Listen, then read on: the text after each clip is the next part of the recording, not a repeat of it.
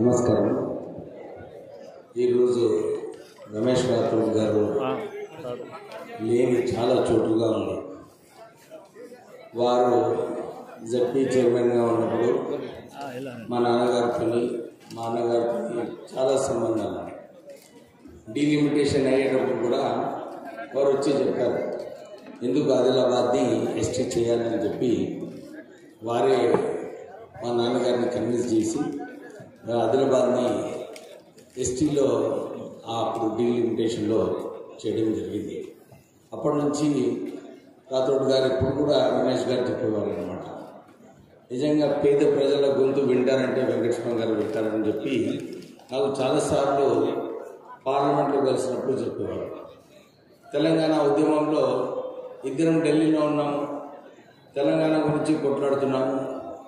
చాలాసార్లు కూడా వారు వచ్చి చెప్పారు, ఎట్లనైనా మనం తెలంగాణ సాధించుకోవాలి వివేక్ భాయ్, మేమైతే తెలుగుదేశంలో ఉన్నాము కానీ మీరు కాంగ్రెస్ పార్టీలో ఉన్నారు, ఉన్నప్పటికీ కూడా ఇంత ఉద్యమం చేస్తున్నారు, తెలంగాణ సాధించుకుంటే తెలంగాణకు బాగుంటుందని చెప్పి చాలాసార్లు రమేష్ రాథోడ్ గారు కూడా పార్లమెంట్లో మాతో కలిసి వారు ధర్నాలు ఉన్నారు. కానీ తెలంగాణ విషయాలలో ఎప్పుడు కూడా తెలంగాణ గురించి మాట్లాడారు.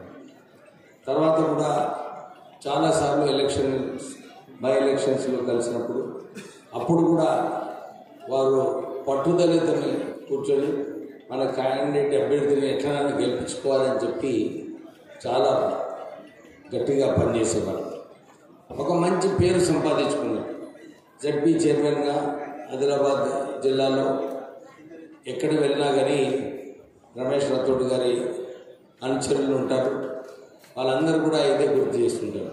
సార్, ఒక మంచి నాయకుడు మా రమేష్ రాథోడ్ గారు, ఎప్పుడు మర్చిపోడు, ఎవరైతే వారికి సాయం చేస్తారో ఎప్పుడు కూడా కార్యకర్తలను మర్చిపోడు, అందరితో కలిసిమెలిసి ఉంటాడని చెప్పి రమేష్ రాథోడ్ గారు ఒక మంచి పేరు సంపాదించుకున్నారు.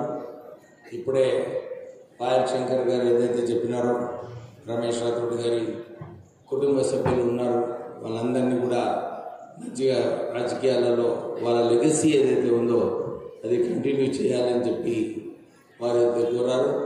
రితేష్ గారు కూడా చాలాసార్లు నాకు బై ఎలక్షన్లో కలిసినారు, వారు కూడా మంచిగా పనిచేస్తారు. అంటే రమేష్ రాథోడ్ గారు, నేను ఇప్పుడే వారి ఏజ్ విన్నప్పుడు 57 సంవత్సరాలు అంటే ఆశ్చర్యపడిపోయినాను. ఎందుకంటే యంగ్ ఏజ్లోనే రాజకీయాలలో వచ్చి ఇన్ని పొజిషన్స్ అచీవ్ చేసుకొని ఇంత తొందరగా ఎమ్మెల్యే గారి శాసనసభ్యులు రామారావు గారికి స్వాగతం, సుస్వాగతం. రమేష్ రాథోడ్ గారికి వారి కుటుంబ సభ్యులందరికీ కూడా సంతాపం చెప్తూ ముగిస్తుంది. Thank you. ధన్యవాదాలు.